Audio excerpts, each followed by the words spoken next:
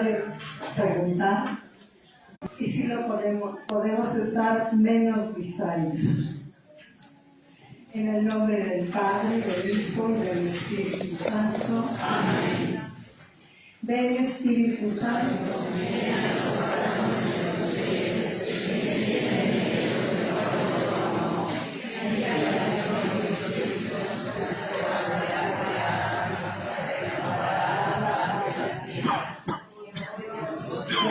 Instruido a los corazones con la luz del Espíritu Santo, haz que guiados por este mismo Espíritu, gocemos siempre de sus divinos consuelos.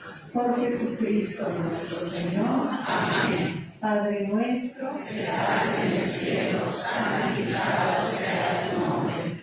Venga a nosotros tu reino, hágase tu voluntad en la tierra como en el cielo. Danos hoy nuestro pan de cada día, perdona nuestras ofensas, como también nosotros perdonamos a los que nos ofenden. No nos dejes caer en la tentación y líbranos del mal. Amén. Dios te salve María, llena eres de gracia, el Señor es contigo. Bendita eres entre todas las mujeres y bendito es el fruto de tu vientre, Jesús. Santa María, Madre de Dios, ruega por nosotros pecadores, ahora y en la hora de nuestra muerte. Amén. Gloria al Padre, al Hijo y al Espíritu Santo, como era en el principio, ahora y siempre, por los siglos de los siglos. Amén.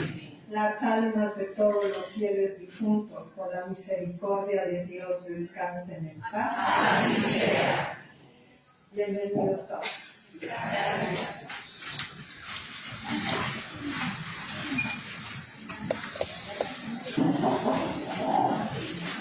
Buenos días a todos. Felicidades a las carmelitas,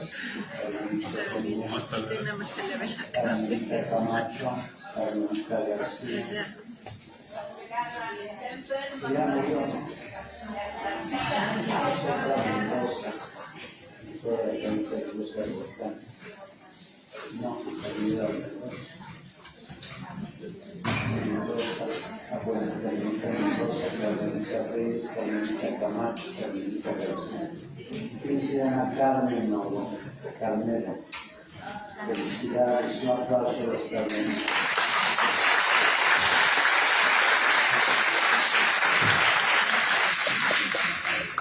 El pasado 15 de julio celebrábamos a San Buenaventura, el doctor seráfico, y hoy las dos pláticas quiero abordar un libro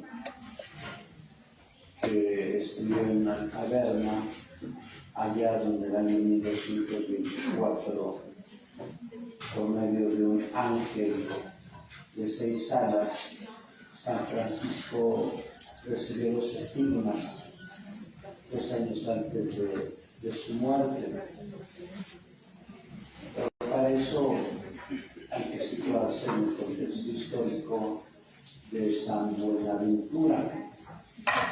No se sabe con exactitud cuándo nació, si en el año 1217 o 1218, algunos dicen que en el año 1221. Él nació en la región de Lacio, cerca de Viterbo, y su papá era médico. Cuentan los anales de la historia que estando todavía bebé, Benedicto dice que no, que estaba joven, tuvo una enfermedad poco conocida y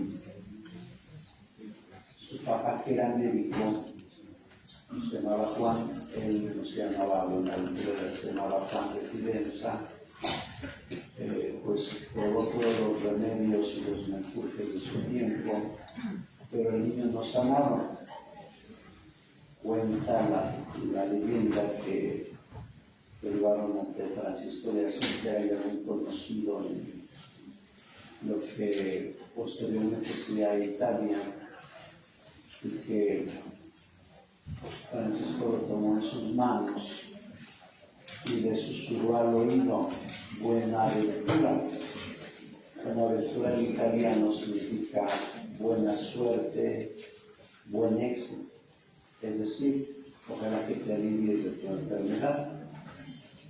El niño creció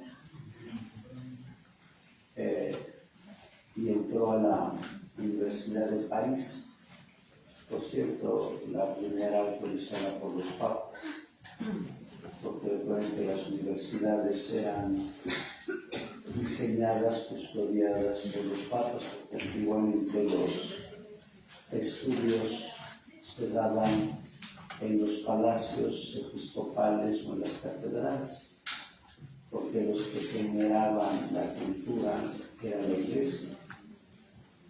Para ello es terrible la leyenda negra contra la iglesia católica, de que la iglesia católica está en contra de la ciencia y de la razón, y que tristemente algunos de sus hijos o nietos o sobrinos han sido cooptados por estas ideas que son mentiras.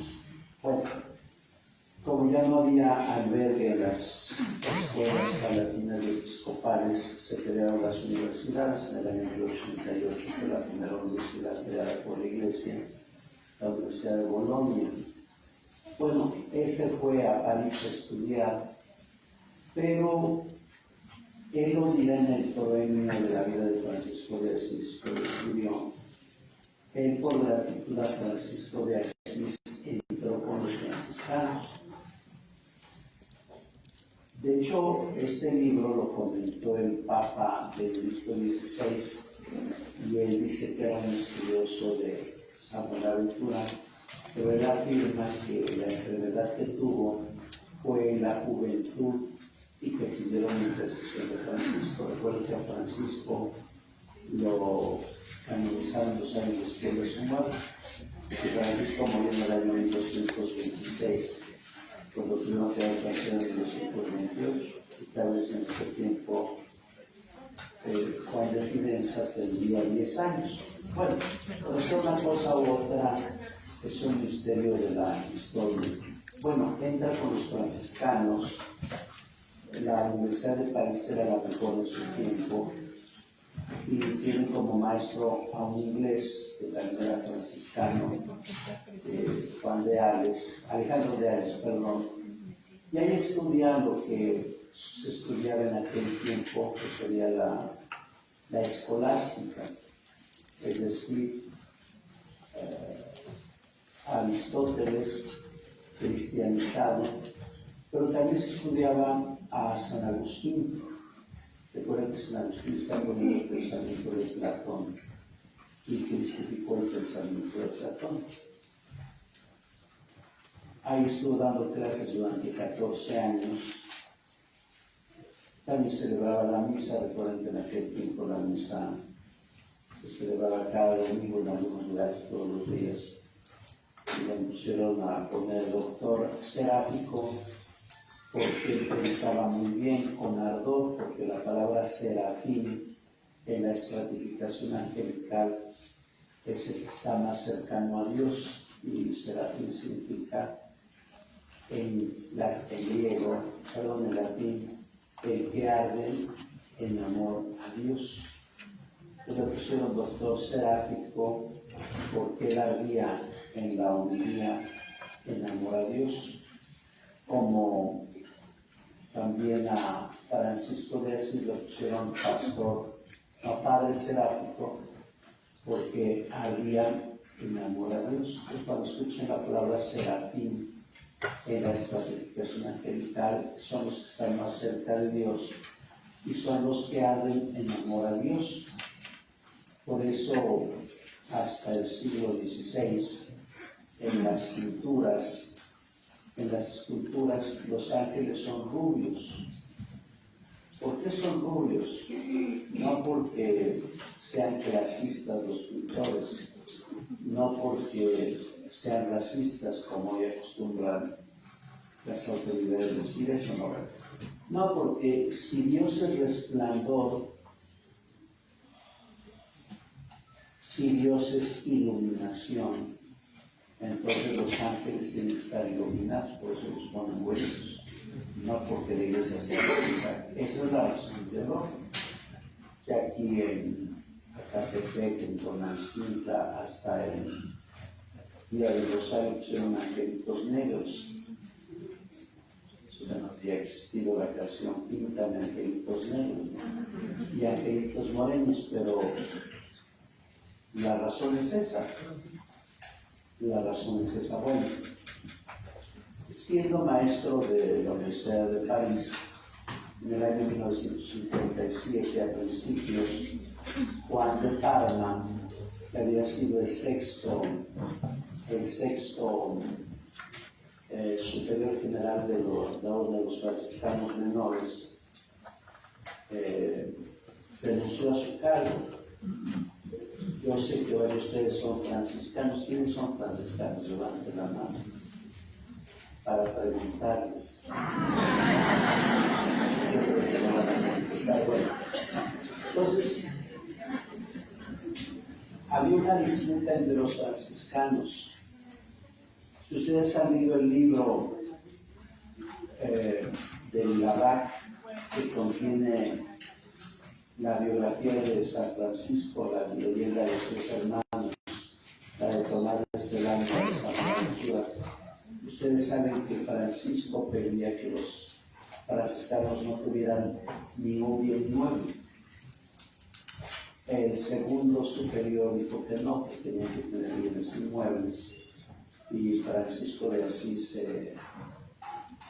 se dolió mucho de eso, que casi le dieron golpe de estado a Francisco de Asís. Bueno, pero también los siguientes superiores decían que los franciscanos tenían que estudiar para la buena predicación, porque nadie da lo que no tiene. Entonces había una disputa interna entre los franciscanos, imagínense. Y Francisco murió en 1226, cuando se celebra este capítulo en el año 1257 en Roma. Había cerca de 3,000 sacerdotes franciscanos en menos de 30 años. Porque la verdad, San Francisco de Asís ha sido un icono emblemático de atracción de vocaciones. Es algo curioso su libro. Bueno, entonces se reunieron porque Juan de Parma había renunciado el sexto superior, y después explicaré por qué renunció, pero no encontraban sucesor porque la caballada estaba flaca. Luego cuando no encuentran párroco o obispos porque la caballada está flaca, no saben quién puede ocupar ese lugar. Y Juan de Parma, que era un hombre bueno, él dijo que puede ocupar el cargo es aquel maestro sencillo y humilde de la Universidad de París, y se refería precisamente a San Buenaventura. Le mandaron acá, lo nombra superior sin su consentimiento, porque él tenía que cumplir por obediencia, y él estaba en París, él estaba gozoso dando clases en París, y de pronto le llega la carta: te hemos nombrado superior general de la orden. Y él acepta por obediencia, porque recuerden que los franciscanos, los religiosos, tienen 3 votos: pobreza, castidad y obediencia. Yo creo que el que cuesta más es la obediencia, porque todos los cismas de la iglesia se han dado porque los sacerdotes no han sido obedientes. Y los cismas no vinieron por laicos, vinieron por sacerdotes, exceptuando la iglesia anglicana. Bueno, pero la iglesia anglicana, cualquier inglés con inteligencia media, si es que hay un inglés con inteligencia media, comprendería que el anglicanismo es un capricho de un sujeto que se le gustó de su mujer. Bueno, él acepta, y en abril de 1257 piden una carta que todos los franciscanos vivan la unidad pero ante todo la humildad en el servicio. Imagínense, ese es el cascanueces. Apaguen los entonces, apaguen sus celulares, porque si no les voy a cobrar 200 pesos. Miren, yo ya apagué mis celulares, me vería ridículo contestar una llamada. O pongan en silencio, por favor. Se los pido de la manera más atenta. Si Alejandro Armenta los invitara a casa, bueno, ustedes apagarían sus celulares. Yo creo que aquí estamos hablando del Señor. Bueno, entonces resulta que él se le conoce en la historia franciscana como el segundo reformador de los franciscanos, porque él emitió nuevas constituciones para unificar el criterio de todos los franciscanos.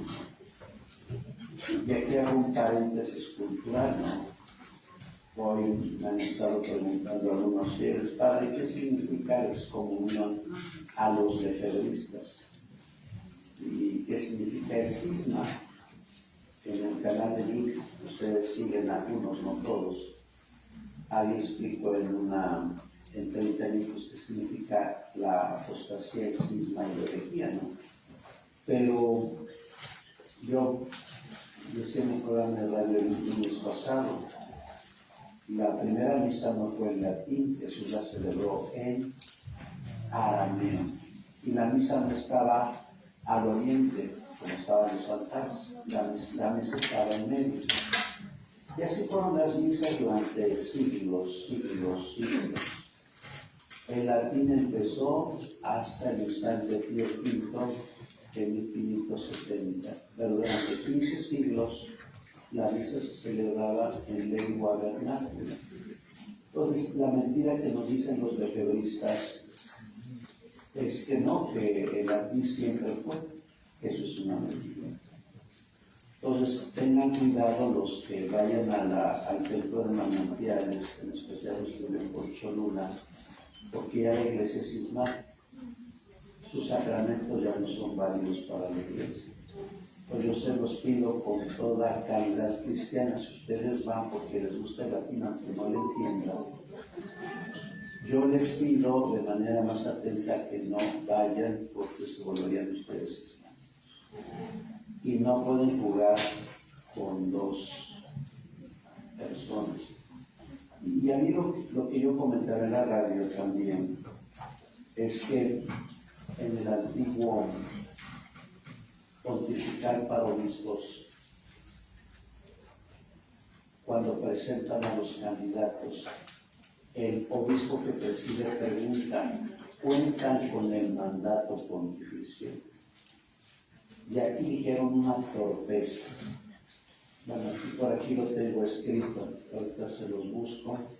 Y yo creo que eso desencadenó la excomunión a los obispos, desencadenó la excomunión a los obispos que fueron consagrados, desencadenó que los sacerdotes se les diga que ya son cismáticos y desencadenó que los fieles que vayan allá, los sacramentos sean inválidos, porque al ser cismáticos ya son inválidos los sacramentos.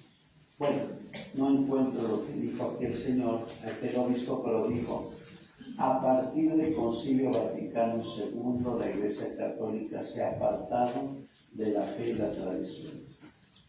Es decir, estos sujetos le están diciendo a Juan XXIII, a Pablo VI, a Juan Pablo I, Juan Pablo II, a Benedicto, a Francisco de León, que ya se apartaron de la fe. Y le están diciendo a todos los obispos y a todos los reyes, que nosotros somos hermanos. Entonces yo creo que cuando un papá, su hijo no se corrige, tiene que actuar con dureza. Y yo creo que lo que dijo el Papa pues no es algo fuerte, porque simplemente contestó en el mismo tono de decir que la Iglesia Católica es apartada de la fe y de la tradición. Pero ya con el presupuesto que les dije, si la misa hubiera sido en latín desde el siglo I, yo estaría de acuerdo. La misa sí se daba en lengua latina en las regiones donde se hablaba latín, pero la misa en latín empezó en el siglo XVI. Y no se está atacando ni fe ni costumbres. Esas son leyes positivas. Y las leyes positivas las puede cambiar el Papa. E imagínense, en el Concilio Vaticano participaron cerca de 2.400 obispos.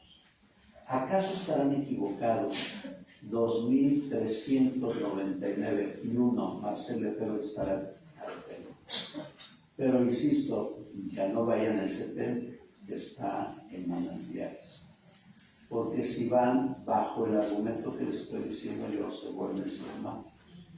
Sus sacramentos ya son inválidos para la fe católica. Bueno, aquí cierro el punto, pero ¿por qué dije este punto? Por lo que estaba pasando con los franciscanos. Unos decían que tenían que volver a la pobreza inicial, que era verdadera pobreza y austeridad franciscana, no como dicen los políticos. Y otros decían que no, que tenían que tener bienes y tenían que estudiar. Entonces, ¿qué es lo que hizo Samuel Aventura? Puso el justo medio. Y si los franciscanos habían hecho voto de obediencia, tú tenías que obedecer. Como Marcel Lefebvre, cuando lo ordenaron sacerdote, como a mí me ordenó Rosendo, ¿qué es lo que nos dice el obispo cuando nos toma las manos? Prometes obediencia y respeto a mí y a mis sucesores. Entonces sería una falacia, sería como cantaba Lupita D'Alessio, mentiras, puras mentiras, que un obispo que esté en contra de los papas y que ahorita los 1.500 sacerdotes que tienen la fraternidad estén en contra del Papa. Yo admiré mucho al segundo superior de los legionarios, el padre Corcuera, porque el padre Corcuera, que se queda un hombre de mucho dinero, él fue obediente a la disposición de Juan Pablo y de Benedicto. Eso es obediencia. Y lo que hizo San Buenaventura en el año 1259 fue poner orden con los franciscanos. Y los franciscanos obedientes dijeron sí. Por eso he dicho que la obediencia es lo que más nos cuesta. En nuestras parroquias lo que más le cuesta a los laicos, cuando el sacerdote es razonable, es la obediencia. La obediencia sobre la pobreza y sobre la castidad. Bueno, en ese mismo año se va a Berna, en la Berna que había dicho, en el Monte Berna, ahí por los Pirineos. Él se fue a meditar qué tenía que hacer y escribió este libro, bueno, no este libro, es una copia, y se llama El itinerario de la mente a Dios, que les recomiendo lean. Es un libro bastante sencillo, pero un poco difícil de entender. Yo recuerdo cuando explicaba los diálogos de Santa Catalina de Siena, es un libro así de grueso, pero difícil de entender. Bueno, pero más tiene 37 páginas que se ven en una sentada. Esto se llama El itinerario de la mente a Dios. Yo ahorita lo voy a explicar más teniendo la biografía de este hombre. Bueno, escribe podríamos decir que esta obra es teológica, filosófica y mística. Bueno, termina de escribir este libro y una aflicción que tuvo San Buenaventura fue haber juzgado a su antecesor, a Juan de Palma, porque por ahí hubo un pensador que ustedes conocen por sus datos de cultura general que se llamaba Joaquín de Fiore. Joaquín de Fiore hablaba de la famosa teoría milenarista. Después de 1000 años nuevamente va a venir el Espíritu Santo y va a iluminar a la iglesia. Estas doctrinas fueron tomadas como herejías por los papas y por eso tuvo que juzgar a su antecesor, y la consecuencia fue, como le pasó al padre Maciel, mandarlo a un pueblo a que viviera un silencio. Eso le pasó a su antecesor Juan de Palma, y lo mandó precisamente a Roche, a donde se hizo el primer nacimiento en tiempo de las escuelas. Bueno, así transcurrió su vida. Era un hombre inteligente pero muy humilde. Le ofrecieron el obispado de York, que era el segundo obispado más importante de Inglaterra, y lo rechazó. Alguien podrá decir, bueno, padre, ¿por qué los sacerdotes rechazan los obispados si son obedientes? Pues yo creo que si alguien, por su capacidad o por su ejemplaridad, no lo quiere, pues yo creo que no hay problema. Tomás de Aquino rechazó el obispado de París, el obispado de Milán, y es santo. Bueno, en el año 1273, ya los cardenales tenían 3 años en Viterbo de no nombrar pontífice, y tuvieron que llamarlo a él para aconsejarlos, para poner paz, y nombraron al Papa. Yo creo que en gratitud el Papa le dio el obispado de Albano y lo hizo cardenal. Pero lo sencillo de este hombre es que cuando le llevan el capelo cardenalicio, él estaba lavando los trastes en la casa donde vivía. Esto me hace recordar a un superior de los carmelitas que ustedes ya no conocieron, que era el padre Camilo Marxiste. Un día lo busqué ahí con los carmelitas y me dijo uno de los hermanos, está en el baño.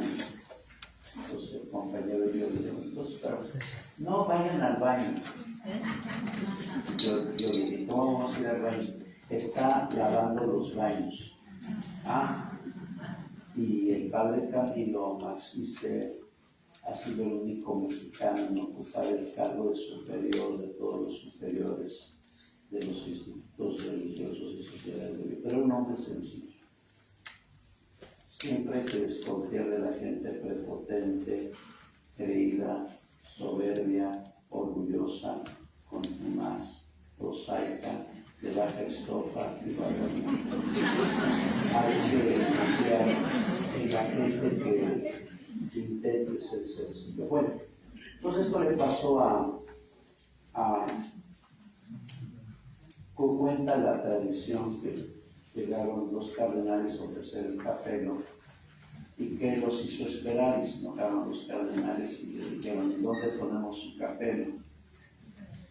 Él estaba lavando los trastes, se entiende, en el huerto, y dijo, pongan el capelo en esta rama del árbol.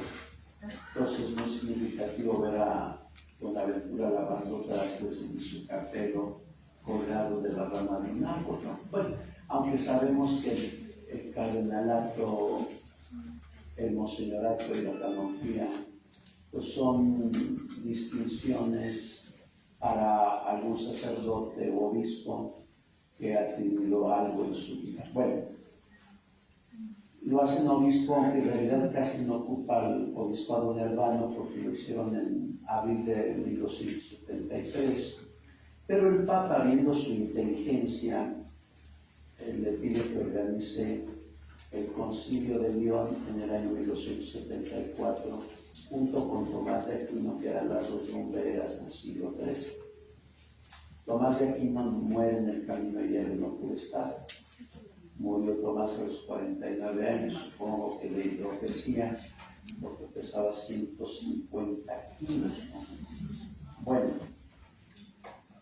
él organiza el Concilio de León. ¿Y cuál es el objetivo del concilio? Hay un libro que si lo tiene Margarita, no, Margarita no lo tiene, Margarita tiene Los santos, cómo vivieron y cómo nos gestionan a morir, de Walter Nick. Hay un libro que ojalá lean, que por cierto se vende en el Instituto de Teología Camino de la Divinidad, que se llama La historia de los concilios de Fábrega y Grau. Por cierto, ojalá que se inscriban en el Instituto de Teología algún día, solamente hay los alumnos de la Pastoral de Salud. Bueno, entonces resulta que el sueño del Papa era unificar la Iglesia de Oriente con la Iglesia de Occidente. Por cierto, ayer, 16 de julio, pero del año 1054, se separó la Iglesia de Oriente y de Occidente, porque el cardenal Humberto excomulgó a Miguel Celular y viceversa. Bueno, fueron los legados del patriarca, fueron los legados del emperador de Constantinopla, y dijeron que sí, y había sido un logro de San Buenaventura. Y cantaron en latín y en griego el credo. El credo niceno-constantinopolitano, que parte del credo de Nicea 325, homoousios, que significa consubstancial al Padre, y del 381, Constantinopla, el filioque, es decir, el Espíritu Santo procede del Padre y del Hijo. Pero poco duró el gusto porque al año siguiente otra vez se volvieron a separar de los iglesias. Bueno, estando en el concilio muere San Buenaventura, no se sabe de qué murió, pero murió a los 58, 57 años, y preside el funeral del Papa. Sus restos tuvieron mala suerte porque lo exhumaron en el siglo XVI, XV, y encontraron su cabeza incorrupta.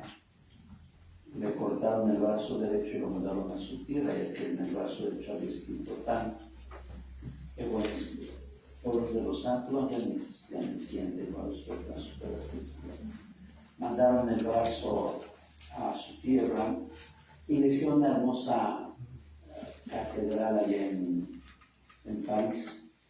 Pero cuando fue el problema de los hugonotes en el siglo XVI, quemaron sus restos porque saquearon muchos templos los hugonotes, y su cabeza, que todavía permanecía la Revolución Francesa, la hicieron perdediza, porque la Revolución Francesa fue horrible, porque saquearon templos, quemaron imágenes, mataron obispos, mataron a sacerdotes. Yo creo que la Revolución Francesa no tendría por qué celebrarse como la Revolución Mexicana, pero porque son mentiras tras mentiras tras mentiras. Esa fue la vida de San Buenaventura.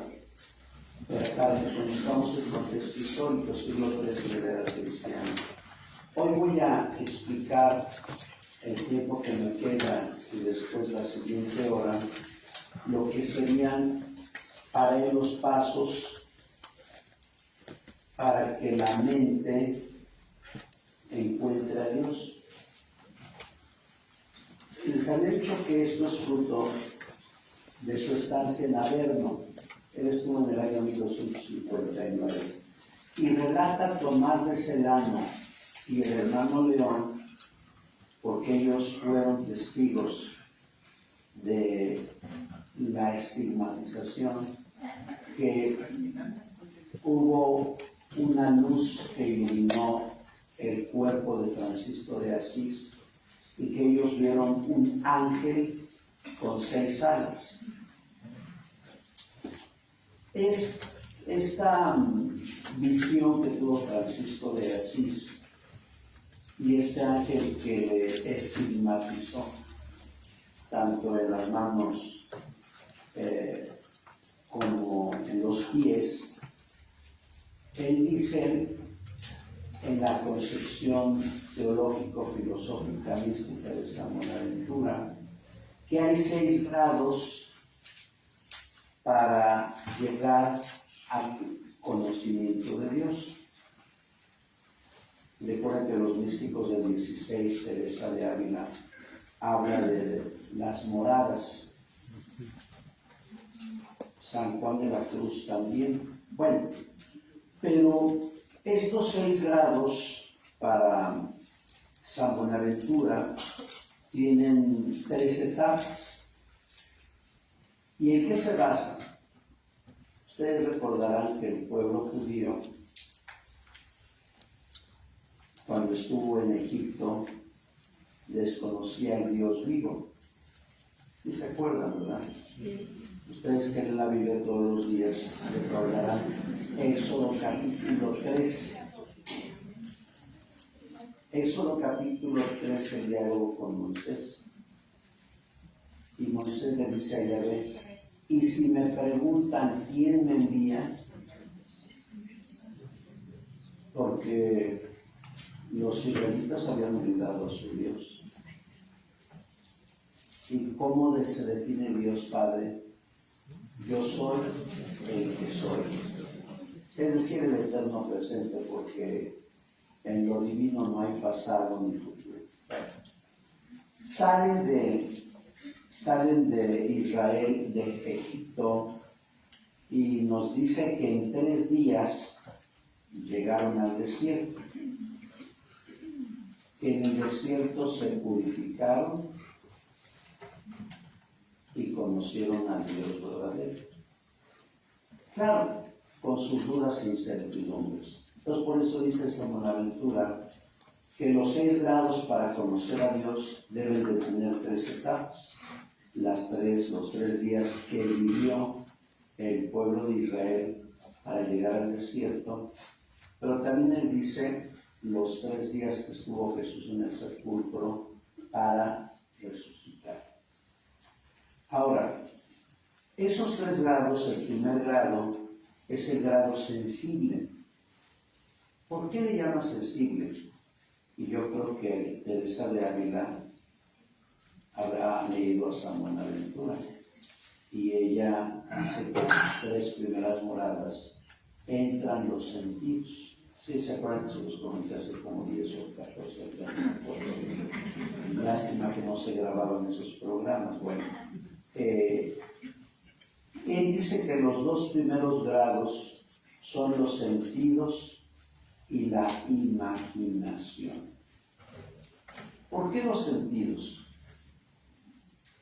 Hoy dicen lo que impera en nuestras universidades, que es el método positivista.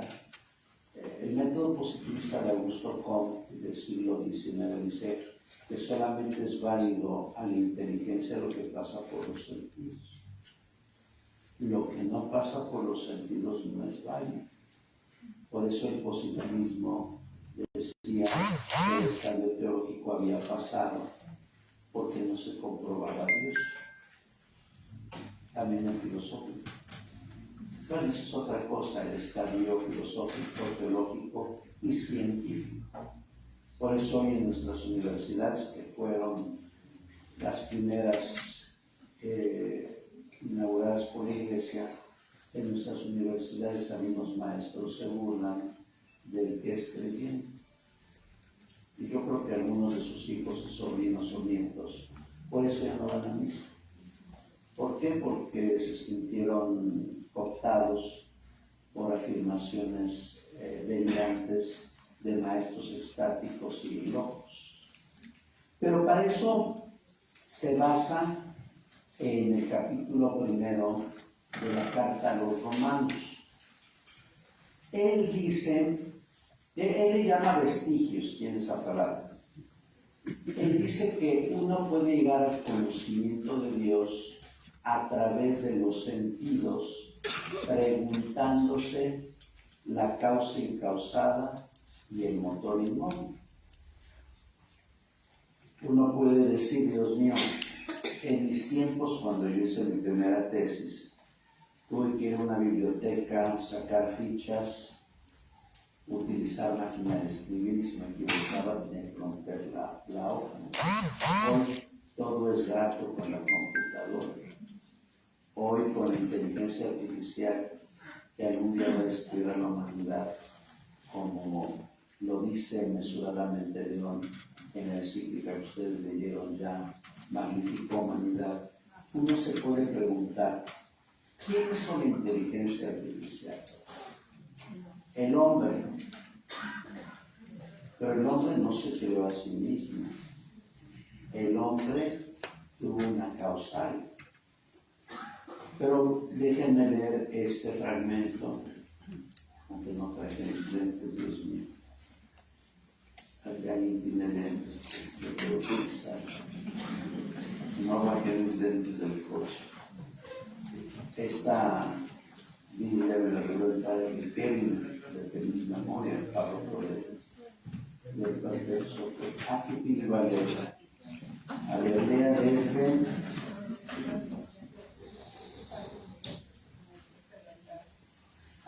el versículo 20, lea.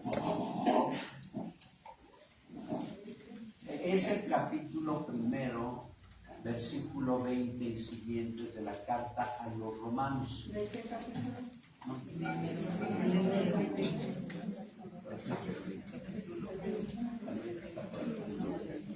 Versículo 20.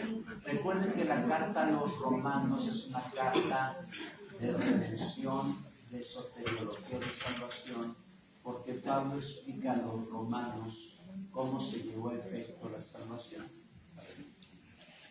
Porque lo invisible de Dios, desde la creación del mundo, se deja ver a la inteligencia a través de sus obras, su poder eterno y su divinidad, de forma que son inexcusables, porque habiendo conocido a Dios, no le glorificaron como a Dios, ni le dieron gracias, antes bien se ofuscaron en sus razonamientos, y su insensato corazón se enterpreció.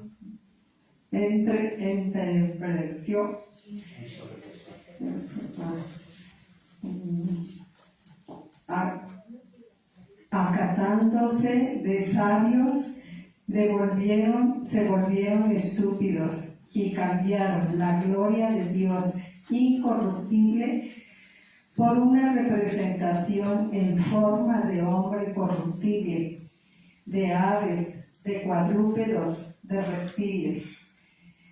Por eso Dios los entregó a la apetencia de su corazón hasta una impureza tal que deshonraron entre sí sus cuerpos, a ellos que cambiaron la verdad de Dios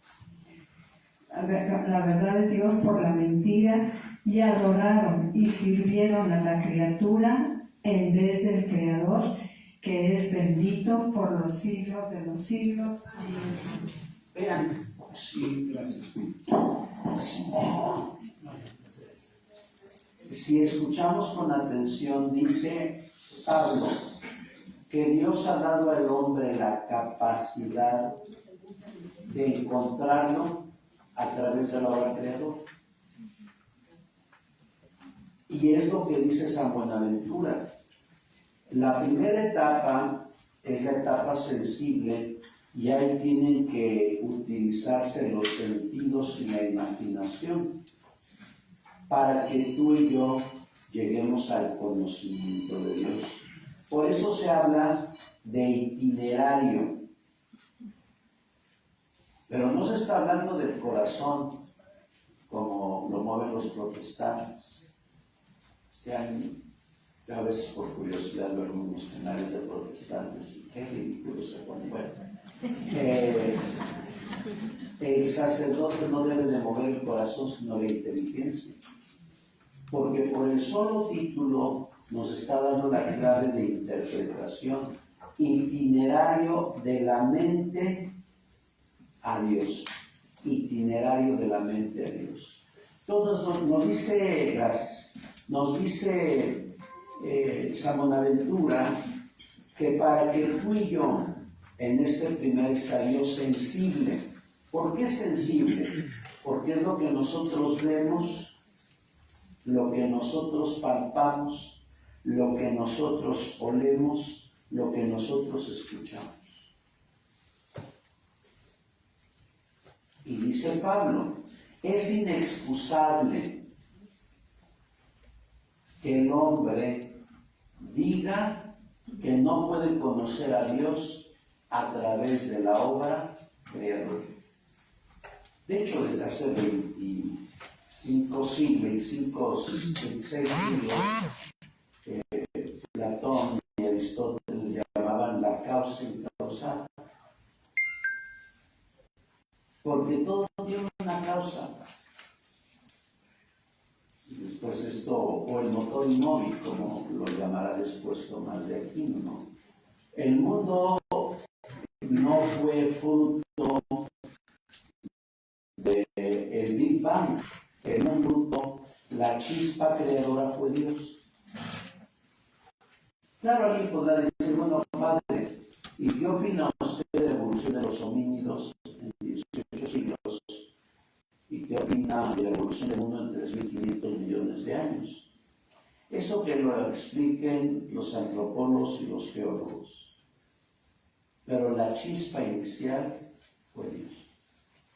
Si ustedes han leído con detenimiento los capítulos 1 al 11 de Génesis, que se tienen que leer aparte de la historia de los patriarcas del capítulo 12 al capítulo 50, la historia de los orígenes, como se denomina, no es una historia histórica, no, es una historia teológica. ¿Y qué debemos entender con el relato? El origen del mundo, del hombre y de Dios. A través de la narrativa que se llama midrashica, pero nos dirá el autor sagrado, San Pablo, en esta primera lectura, que el hombre, creyéndose sabio, se volvió estúpido, y en lugar de adorar la gloria de Dios, adoró a la criatura. Y lo podemos ver con los falsos ideólogos o líderes populistas, como fue el caso de Napoleón, de Hitler, de Hirohito, de Mao Zedong, de Mussolini, de Hugo Chávez, de Fidel Castro y de otros que están en México. El hombre, creyéndose sabio, se volvió estúpido. Y podría decir que en las universidades hay maestros estúpidos porque han cerrado el conocimiento hacia sus alumnos de Dios. Y claro, los alumnos tontos han llegado a engañar y se han cerrado para sí el conocimiento de Dios. Por eso la queja del Eclesiastés: necio es el hombre que dice que no hay Dios. Y lo más trágico es que hemos cambiado la gloria de Dios por ídolos. Y hoy hemos cambiado la gloria de Dios por el poder, por la riqueza, por la fama, por el aplauso, aún en nuestras parroquias. En lugar de querer ser reconocidos por Dios, queremos ser reconocidos por el Papa. Y algunos ministros están casi encima del párroco. Vean usted mi trabajo, ¿no? Y también algunos sacerdotes encima del obispo, a ver si los nombra obispos.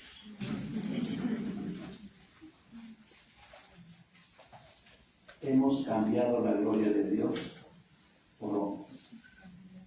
Y yo creo que lo primero que tenemos que buscar es la gloria de Dios.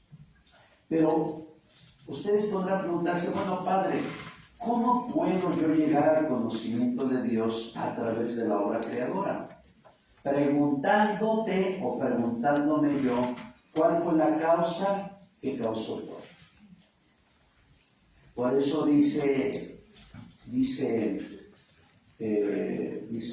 San Bonaventura, que los sentidos nos tienen que llevar a ser intelectivos, pero que los sentidos tienen que estar unidos a la imaginación.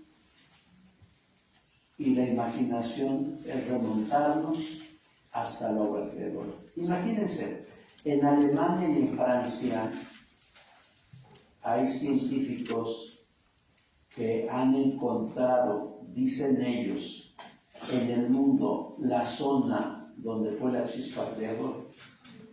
Y esos científicos no niegan que Dios fue el origen del mundo. Pero claro, para eso hay que ser intelectivos. Pero empezar por los sentidos que son ilustrados por la imaginación. Que de hecho esto lo va a retomar Manresa, Ignacio de Loyola. Aunque Ignacio de Loyola va a empezar en su primera meditación, demándale a Dios el amor. Para San Buenaventura, en el último estadio, el estadio que explicaré más adelante, es el amor. Y para Teresa de las Moradas, primero son los sentidos y después es el amor. Bueno, eso sería en pocas palabras los primeros 2 grados de la primera etapa, la etapa sensible que debe de pasar por el sentido y por la imaginación. Es decir, no nos neguemos a decir que la creación no nos lleva a su divino artífice, que es Dios. No lo neguemos, como lo negaron los pirrónicos, los escépticos, los positivistas.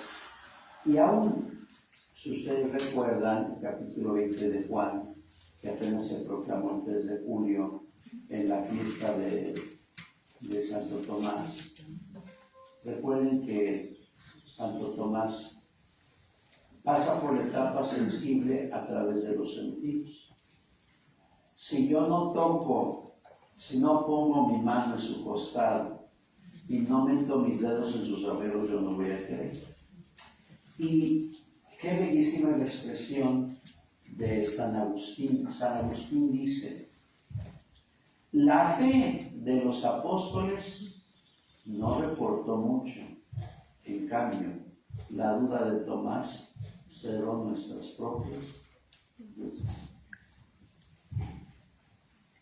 Yo creo que cuando Jesús aparece aquí el 16 de abril del año 30, con un cuerpo glorificado, porque era un cuerpo glorificado, porque es un cuerpo que atraviesa puertas y paredes, es un cuerpo, es un nuevo concepto de corporeidad, como lo dice Benedicto en su libro Escatología, que por cierto estoy viendo Escatología con un grupo del Instituto de Teología, y qué difícil es leer a Benedicto.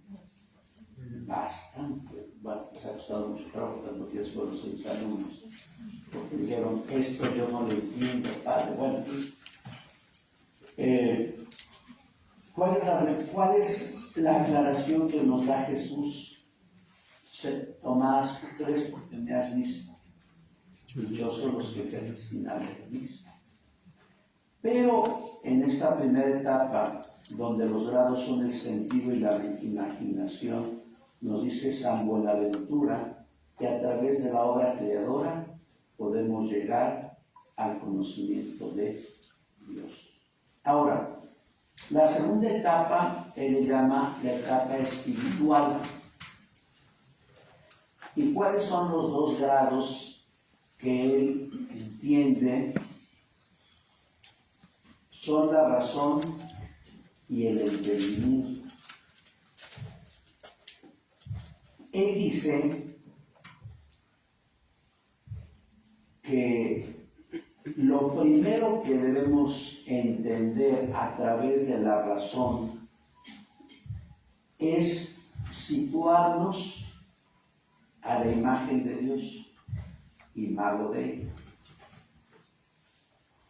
Génesis 1, 28. Hagamos al hombre a nuestra imagen y semejanza. Por eso dice Tomás de Aquino en la Suma Teológica, claro, casi no hablarían los de derechos humanos, lo que creo los derechos humanos en México, que le tienen más a los perros que a los delitos.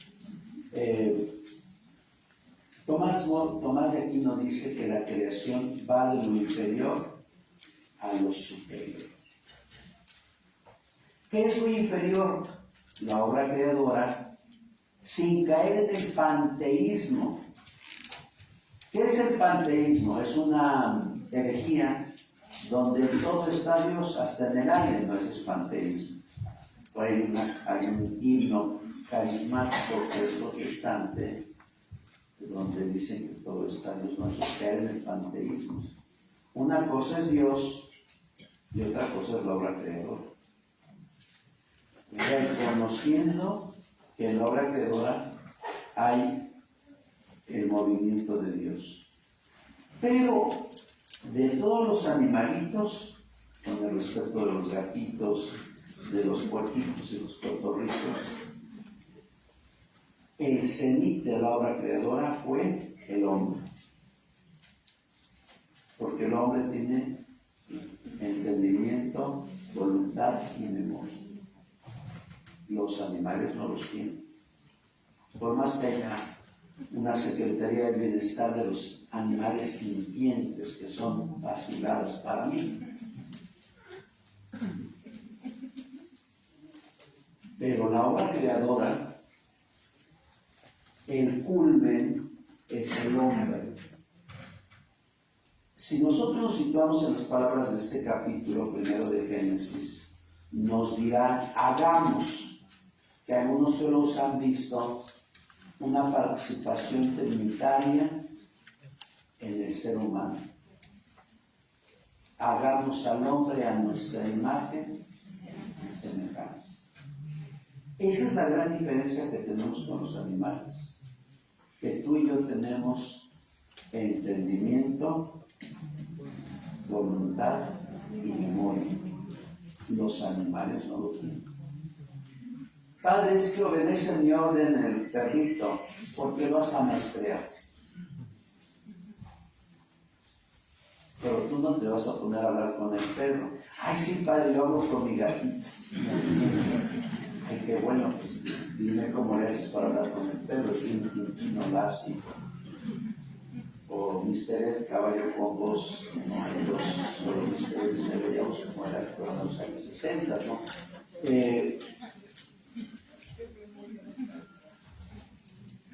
Dice San Buenaventura, si la razón nos lleva a que el hombre es imagen de Dios, entonces yo tengo que reproducir en mí la imagen de Dios. ¿Cómo lo voy a lograr? Se pregunta San Buenaventura. Y él dice, hay que darle primacía a tres virtudes. ¿Cuáles son las tres virtudes? La fe, la esperanza y la caridad. Para que yo pueda ser imago Dei, debo de llenarme de estas virtudes que son la fe, la esperanza y la caridad. Y estas están unidas a la razón. Ahí se apoyó San Buenaventura en San Agustín, porque San Agustín, su planteamiento es agustiniano platónico, pero le dio otro giro. Ojalá que algún día lean el libro que se llama Contra los Académicos, y lo cita Buenaventura. Si tienen algún maestro que es medio ateo, regálense, mándeselo por correo electrónico. Bueno, ¿qué dice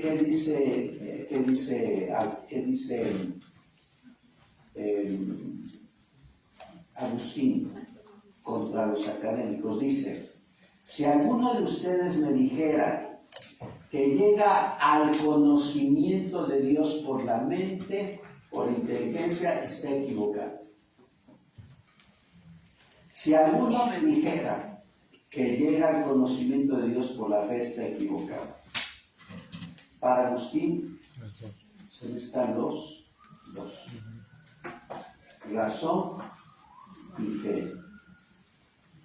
Que después lo va a apuntar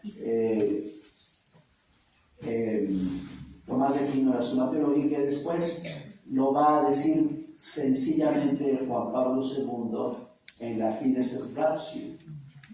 Y dirá la alegoría: la razón y la fe son dos alas que nos llevan al conocimiento de Dios. Por eso dice San Bonaventura que para que yo sea imago Dei, debo de alimentarme de la fe, de la esperanza y de la caridad. Pero también hay otro ingrediente en estos dos grados, razón y entendimiento, que son los dones gratuitos que Dios me ha dado. ¿Qué dones tengo yo? Que no son míos, porque recuerden que la palabra don significa regalo. Soy humilde,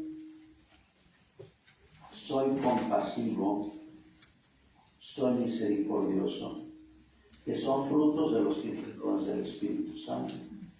Entendimiento, inteligencia, piedad, temor de Dios, fortaleza. De ahí parten. Recuerden que Pablo hace catálogos de 14, 15, 20 dones. En realidad, todo lo que entendemos al bien y a la verdad es un don. Lo que no te entiende ni al bien ni a la verdad no es un don. Por eso el Señor nos llama a que seamos imagen de Dios a través de la razón y el entendimiento, pero auxiliados por la fe, la esperanza y la caridad, pero unidos a los dones gratuitos. Ahora bien, dice San Bonaventura, ¿cómo puedo, a partir de la razón y el entendimiento, llegar a ser yo imagen de Dios? Y hay algo que siempre les he dicho. Él dice que la ley mosaica me purifica. Es decir, ¿cómo puedo llegar al itinerario de la mente de Dios si no es a partir de la Escritura? Y él habla primero de la ley mosaica. Y la ley mosaica nos va a purificar el alma. Es decir, hay que ir al Antiguo Testamento.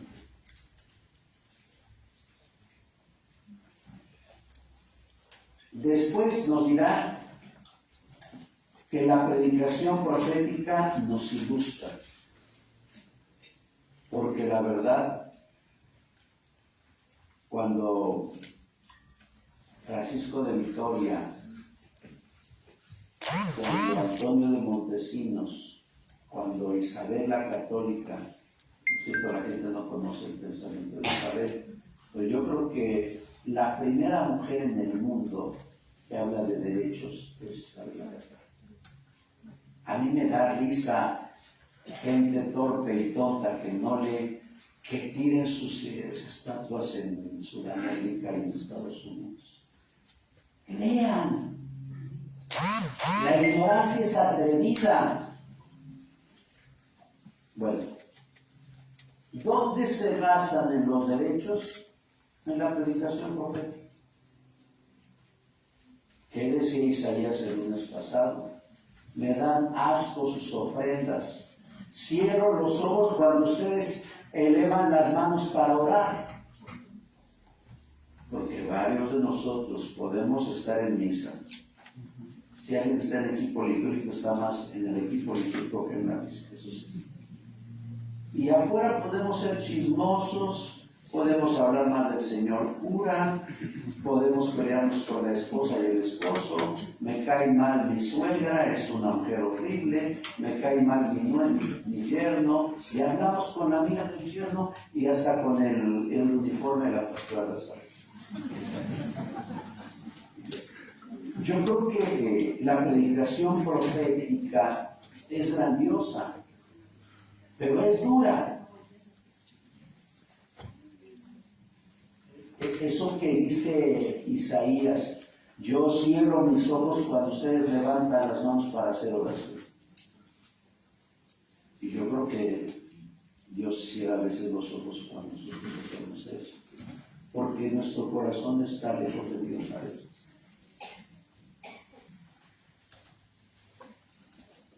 Un servidor en San Judas habló de cuestiones sociales. Luego algunas personas se han enojado conmigo y se han quejado ahí en la furia.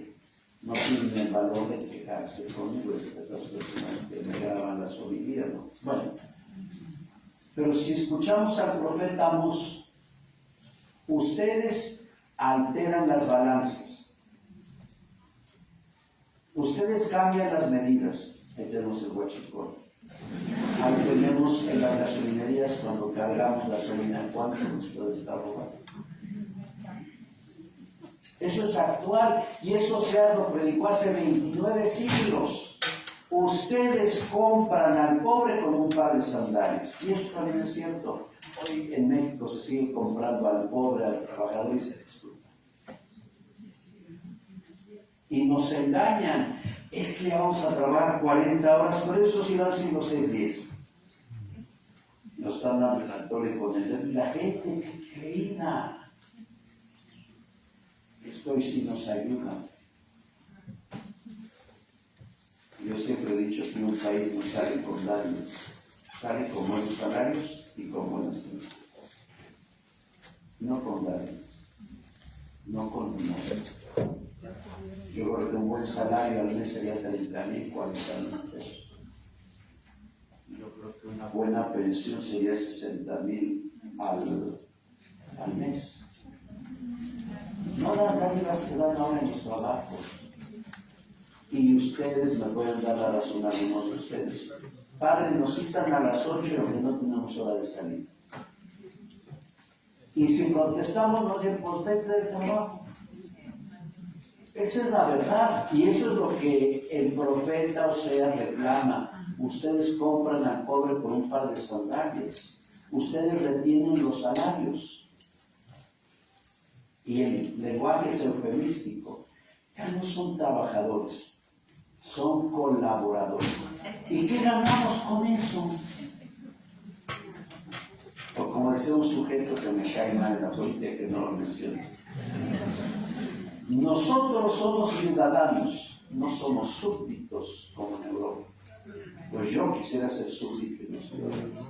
¿Qué he ganado yo como ciudadano? Nada. Yo les decía que en enero, febrero, ¿no?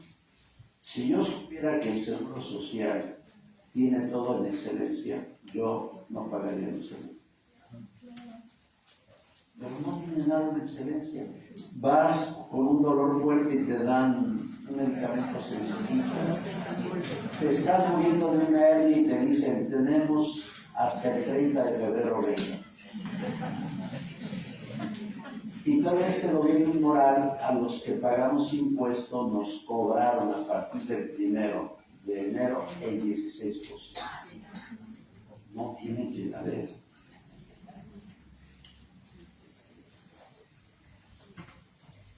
Súbditos son en Inglaterra, en España, en Holanda, en Noruega, en Finlandia, y que bien viven. Los que hemos podido estar ahí, qué bien viven. Y ustedes lo suyo. Ahora ya no son trabajadores, es lenguaje despectivo. Ahora son colaboradores, pero los sigues tratando igual. O peor. Entonces, todo eso, ¿dónde lo encontramos? En los profetas. Pero si no leemos y luego hay fieles, Dios mío, que se enojan de lo que uno dice, Y yo con toda humildad y sencillez, aunque no soy argentino, les digo, por favor, tome usted un curso de profetas, váyase al colegio bíblico, váyase al Instituto de Teología, Camino, Verdad y Vida. Estudie. Pero si usted no sabe, cállese. Porque hasta uno se molesta. Uno lo hace por el bien de los fieles. Y aquí se cumple lo que dice San Pablo. En lugar de adorar a Dios, adoraron a la criatura. Adoran a los hombres. Bueno, y nos dirá San Buenaventura, el discurso evangélico nos perfecciona. Por tanto, lo que nos está diciendo San Buenaventura en esta segunda etapa espiritual, donde interviene la razón y el entendimiento, es que sin la Sagrada Escritura no podemos avanzar en el conocimiento de Dios. Entonces yo sí les invitaría con toda mi caridad clerical que hagan el esfuerzo, bueno, no tanto de apuntarse en el Instituto de Teología, pues dentro del semestre vale 450, se les dan el libro y las clases. Vale más caro un pastel para 20 personas en los niños, o en la casa, vale más 24 cervezas Modelo, ¿no? Que son 450 pesos. Bueno, pero ustedes estudien lo que quieran, pero por favor, lo que nos está diciendo San Buenaventura es que nosotros, para llegar a este segundo estadio espiritual, los 2 grados, el tercer grado de la razón y 4 grados del entendimiento, debemos de entender que tú y yo tenemos que reproducir en nosotros la imago Dei, la imagen de Dios en nosotros. ¿Cómo lograrlo? A través de la fe, la esperanza y la caridad, y a través del estudio de la Escritura. La ley mosaica nos purifica, la predicación profética nos ilustra y el discurso evangélico nos perfecciona. Yo creo que, esto lo dije a vuelo de pájaro, porque la verdad es, aquí está subrayé lo que les iba a leer, pero me iba a tardar un poco más. Cuando ya son las 11:15, descansen. Pues ya había hecho que sí, no, ya perdí. Y me pasan las bolsitas, no me había porque ya le dije que sí. Bueno, pasen las bolsitas que ya los que pueden dar su donativo a la salida. ¿Por qué no se ponen a la salida?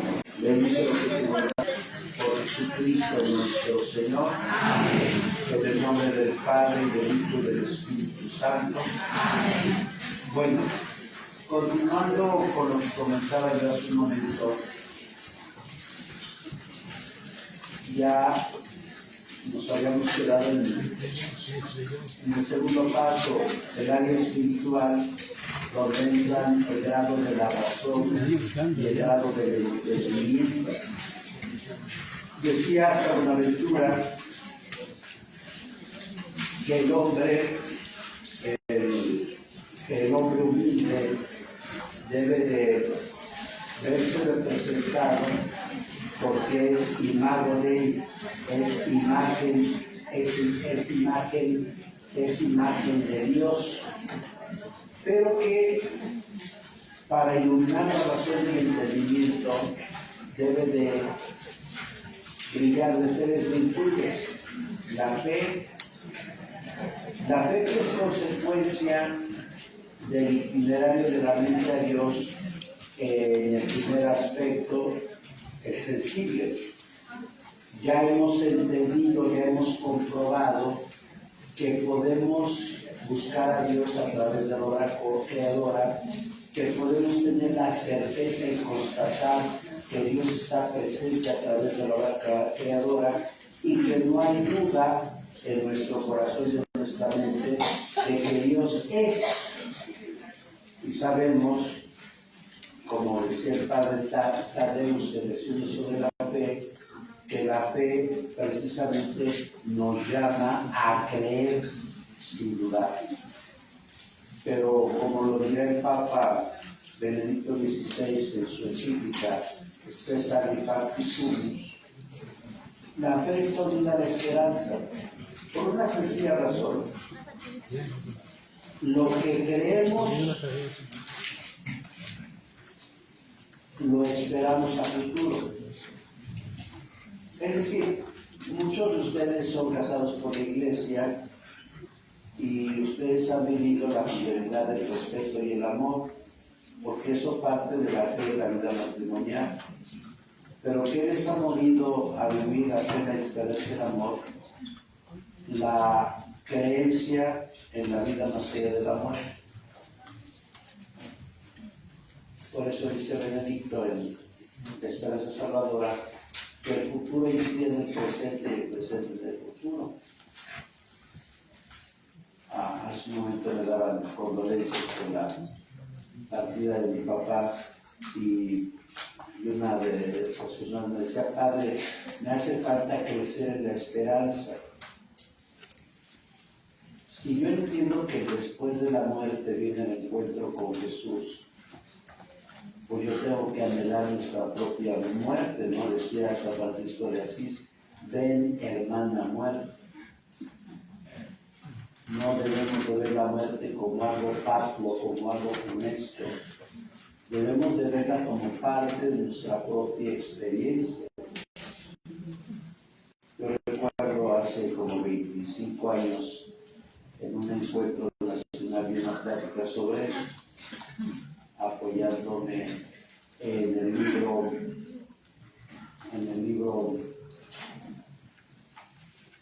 de la Pontificia Academia de la Vida, porque se me olvidó el título, para digo qué título, y este libro que es dedicado a médicos, a enfermeras y a personas que trabajan en un hospital, dice: así como hemos vivido intensamente la vida, tenemos que vivir intensamente la última parte de nuestra vida, que es la muerte.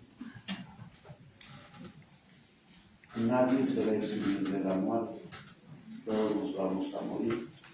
Pero miren, como dice Benedicto en la Esperanza Salvadora, un ciego no puede guiar a otro ciego. Si alguien no cree en la vida más allá de la muerte, no va a guiar a otro a la creencia en lo inmortal. Y el ejemplo se los dije cuando hablaba de Edith Stein por su libro La Ciencia de la Cruz, apoyándose en la teología de San Juan de la Cruz. Y ustedes recordarán que esta era verdadera doctora y judía, pero era atea, y digo verdadera doctora, ¿verdad? Y ella fue a consolar a la esposa, a la viuda de un amigo de ella que había muerto doctor en filosofía. Pero la Edith Stein quedó maravillada porque no encontró en aquella mujer rasgos de tristeza y de dolor, sino alegría. Esa fue la apertura de la atea al cristianismo. Y cuando la viuda le dijo: mira, te recomiendo que leas la autobiografía de Teresa de Ávila. Claro, no se duerme a los 20 minutos como nos pasa a nosotros, que no estamos en esa lectura. Tomamos un libro y cabeceamos porque estamos en la lectura. No, esta mujer, Edith Stein, verdadera doctora, leyó toda la noche la biografía, la de Valladolid, porque ves que Teresa de Ávila, una versión es de Valladolid y otra es de Toledo. No es de Toledo, de donde no me acuerdo. Y al día siguiente había leído toda la noche y había reflexionado sobre la inmortalidad. Y cuando su amiga le lleva un café, le dijo enfáticamente la verdadera doctora en filosofía: aquí encontré la verdad, que no la encontré en el ateísmo. ¿Y cómo murió Edith Stein? En los campos de concentración en Auschwitz. Y eso también tenemos que escucharlo, acuérdense, la leyenda negra contra la Iglesia Católica. En el 41 se juntó la Iglesia Anglicana, la Luterana y la Suiza, y Católica, perdón, para leer un documento en contra del nacionalsocialismo de Hitler. Se echaron para atrás los luteranos y los calvinistas. Y el único que leyó el documento fueron los obispos católicos. Y se echaron en contra de los católicos. Eso es tener agallas para aquellos que han criticado a la Iglesia Católica en tiempo de Pío XII. Si la lista de Schlinder protegió a 3.000, Pío XII protegió a cerca de 800.000 personas. Pero eso sí, no solo a judíos, a todos, porque todos somos hijos de Dios. No, para mí Pío XII fue ejemplar, pero el detalle, vuelvo a insistir, no leemos. Luego vemos a veces las curiosidades de YouTube y no todos los que hablan de YouTube dicen la verdad. Bueno, pero vuelvo al punto inicial. Un ciego no puede guiar a otro ciego. Y Edith Stein quedó maravillada con la viuda porque la viuda estaba bien. Por tanto, si hemos perdido un ser querido, debemos estar tranquilos. Y máxime si nos tratamos bien. Yo les he dicho en varias ocasiones que la gente que va cada 8 días al panteón es porque tiene mucho enamoramiento. O porque no ha cerrado el dedo. Pues ya. Y ya en los panteones no están nuestros seres queridos. Ya están con Dios para los que creemos en la vida más allá de la muerte. Por eso dice el Papa Benedicto, el futuro tiene que incidir en el presente, y si la esperanza no incide en la fe, estamos equivocados. Porque todos nos vamos a morir, decía Benjamin Franklin. Cuando nacemos tenemos 2 certezas, pagar impuestos y morirnos. Todos nos vamos a morir, nadie se va a salvar. Ya murió el Papa Francisco, hasta va a morir un día Carlos Slim, hasta Elliot Moss, hasta Andrés Manuel va a morir y va a tener un juicio, como todos vamos a tener un juicio. Nadie se va a exentar de la muerte. Y si Dios me ha salvado 2 veces, no sé por qué haya sido, que tiene misericordia de mí, porque muchos rezan por mí. Eso se los agradezco muchísimo, ¿no? Por eso la esperanza está unida a la fe. Dice el capítulo 11 de la carta a los Hebreos, la fe es creer las cosas que no vemos. Es el itinerario de la mente a Dios. Hemos constatado a través del sentido y la imaginación que Dios se hace presente en la obra creadora. Hemos descubierto al Creador a través de la búsqueda incesante de la verdad. Ahora, ¿qué nos ilumina? La Escritura. Para que yo sea imagen de Dios, me debo de dejar llevar por la Sagrada Escritura. Y por eso entro al colegio bíblico, y por eso entro a un instituto de teología, por eso entro a una escuela de evangelización parroquial, porque quiero instruirme en las cosas de Dios, porque quiero hacer presente en mi vida verdaderamente la imagen de Dios. Y por eso dice, y nos lo dice un maestro de la Universidad de París, no nos lo dice alguien que no estudió, nos está diciendo que la razón y el entendimiento nos ayudan a la comprensión de la Escritura, siempre y cuando haya fe, esperanza y caridad y los dones gratuitos que hemos recibido de Dios. Si yo quiero ser imago de Él, debo de alimentarme, nutrirme de un océano inmenso. ¿Y cuál es ese océano? La Escritura. Ustedes recordarán hace 2 años, vino Marta Andraca y algunos de ustedes dijeron, ay, tal vez yo quisiera saber como aquella dama, ¿cómo debo de hacer? Porque me llevan 37 años en el Instituto de Teología. y yo creo, no creo equivocarme, del Instituto de Teología han salido lumbreras, laicos, que tienen buena memoria, esos y varios, pero instruidos. Y aunque han visto en su vida ejemplos de algún mal sacerdote, de alguna laico, ya no se salen de la iglesia.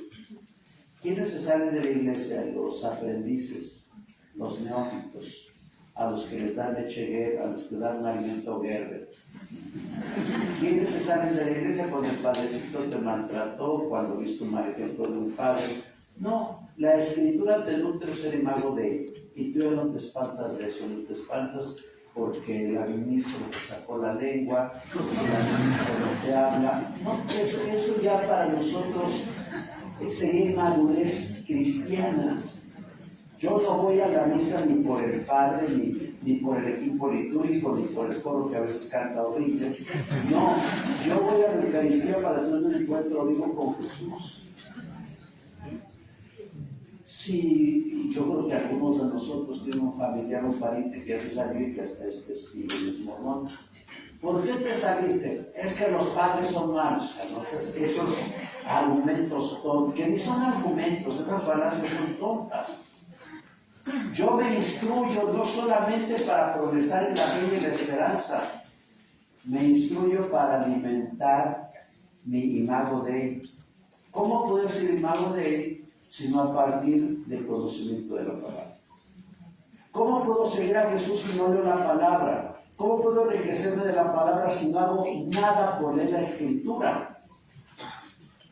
Para que yo reproduzca en mí mismo la imagen de Dios, tengo que ser purificado por la ley mosaica, ser ilustrado por la aplicación profética y ser perfeccionado por el discurso evangélico. Y aquí viene el tercer día, la tercera parte. Hemos pasado por el aspecto sensible, los grados sentido e imaginación, por el aspecto espiritual, los grados razón y entendimiento, y ahora vamos al último día, el estadio iluminativo. El estadio iluminativo tiene dos grados: la inteligencia como don de Dios, que para Buenaventura no es la razón, sino la inteligencia es un don de Dios. Porque hay gente que tiene razón en las universidades, se llaman intelectuales o ateos o jacobinos masónicos, y no creen en Dios. La inteligencia abre el conocimiento de Dios. Y el sexto grado es la sindéresis o el ápice de la mente. Ahora, ¿cómo funciona esto? Nos dice San Buenaventura que para que yo aspire a ser imago Dei, la palabra de Dios tiene que reformar mi persona.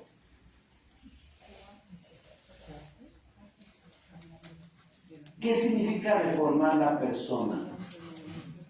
Y aquí lo ilumino con Benedicto XVI.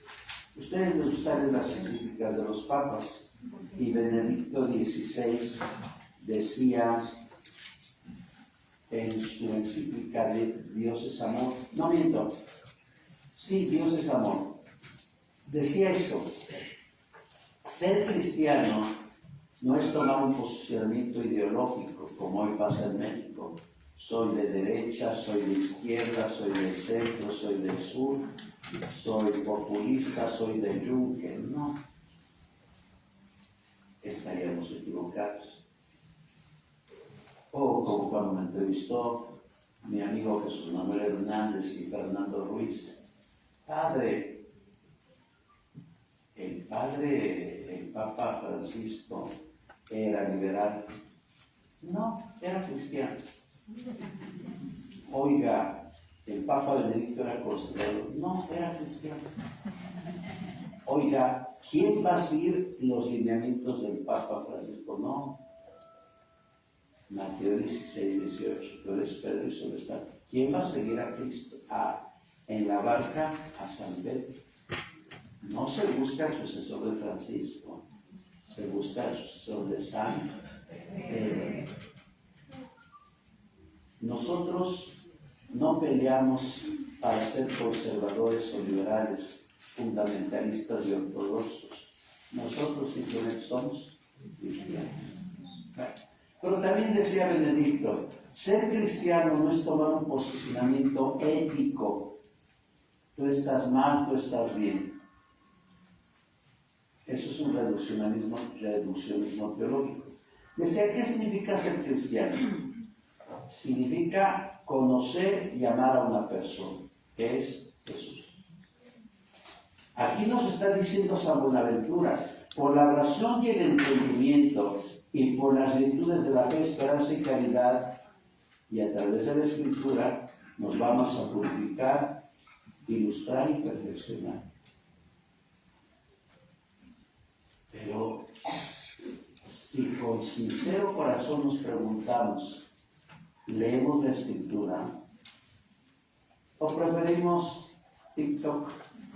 ¿O preferimos en la tarde jugar naipes? ¿O preferimos seguir al padre de Michoacán, que es chistoso? Yo creo que hasta eso, bueno, ustedes están jóvenes, pero yo ya tengo 61 años. Yo a mis 61 años, después de la última prueba que Dios me ha dado, yo ya no pierdo tiempo. Yo leo Sagrada Escritura, libros de teología, bueno, como soy historiador también leo historia, ¿no? Pero yo a los 61 años pensando cuánto me va a dar Dios tiempo de vida, solamente Dios sabe, puede ser 1 año, 2 años, no sé. Yo ya no perdería mi tiempo en eso. Bueno, tal vez un chamaquito de 20, de 15, pues todavía. Pero ya una mujer, una de 60, 50, 70, pues ¿cómo que no? Ya no estamos para darle vuelo a la hilacha. Por eso, Buenaventura, su base era la Biblia. Y por eso decía, la Escritura nos purifica, nos ilustra y nos perfecciona. Ahí debemos de ser sinceros, no conocemos la Escritura. Y el padre Solana cuando se fue me lo dijo, tus ministros no leen la Biblia.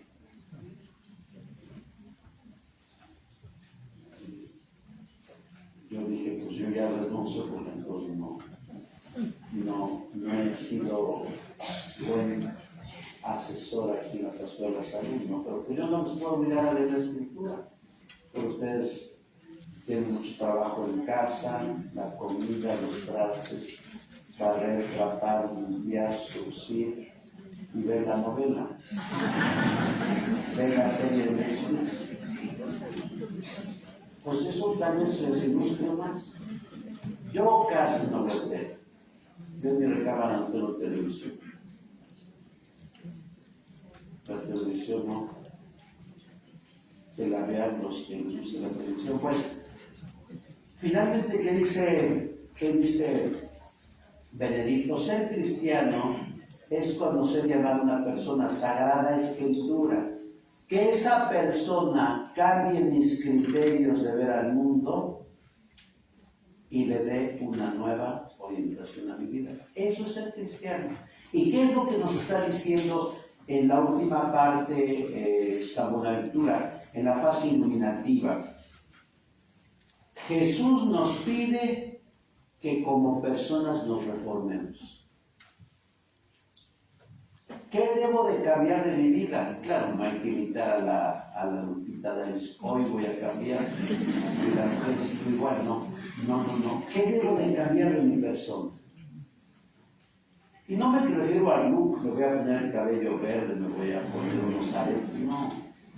¿Qué tengo que reformar de mi persona? La palabra me cuestiona y percibo yo en esta etapa iluminativa el sumo bien. Él llama sumo bien. Y el sumo bien para San Buenaventura es el amor por antonomasia. Piensen ustedes cuando se enamoraron de su marido y después se decepcionaron. O viceversa, se enamoraron de la chica y después dijeron, ay, qué horrible. Bueno, ¿por qué ustedes, los que son casados, se casaron? Porque amaron. Los que no se casaron, ¿por qué no se casaron? Hay padres que se lo fue el último tren. No, algunos no se casaron porque se sacrificaron por los hermanos o por los papás. Y ya después dijeron, no, pues soltero, soltera, soy soltero alegre, soy soltera alegre. ¿Por qué yo entré al seminario? Por lo mismo. Porque hay una causa encausada, un motor inmóvil, que es el amor. Y nos dice San Buenaventura, en la última etapa, en la fase iluminativa, la inteligencia como don de Dios y el ápice de la mente nos lleva al encuentro del amor de los amores, que es Jesús. Si estamos hablando que el título sugestivo de la obra de San Buenaventura, Itinerario de la mente a Dios, precisamente la meta de nuestra esperanza es la posesión de Dios. La meta de todos nuestros esfuerzos, porque si uno se pregunta, ¿qué esfuerzos he hecho como cristiano? He sido fiel en el matrimonio, he sido honesto, he sido responsable, cuidé a mis papás hasta la muerte, he sido comprensivo, he perdonado de corazón, he repartido 1000 Eucaristías en toda mi vida. Eso debe de tener una gracia, un fin, y ese fin es Dios. Que tú y yo, cuando alguien cierre nuestros ojos, si es que ya no tenemos lucidez, en ese momento veamos la luz indeclinable que es Dios. Y que Dios nos diga, ven, siervo bueno y fiel, a gozar de tu Dios. Pero tenemos que degustarlo desde ahora. Tenemos que amarlo desde ahora. Y por eso San Buenaventura nos dice, debemos de reformar nuestra persona con el conocimiento de Dios. Pero también tenemos que reformar nuestra persona porque anhelamos la posesión del amor. Y anhelar la posesión del amor es contemplarlo y verlo cara a cara. Pero iluminado por la Sagrada Escritura, dice San Buenaventura, apoyándose en Gálatas capítulo 1, versículos 19 al 20, dice lo siguiente: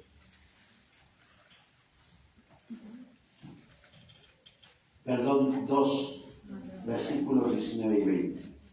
En efecto, yo por la ley he muerto a la ley a fin de vivir para Dios. Con Cristo estoy crucificado. Y no vivo yo, sino es Cristo quien vive en mí. Si en la segunda fase, que era la fase espiritual, a través de la razón y el entendimiento, teníamos como meta la imagen de Dios, y si nosotros somos imagen de Dios, cuando nosotros nos vemos a un espejo, nos vemos a nosotros mismos. Pero de hecho, cuando nos vemos a un espejo, estamos contemplando a Dios.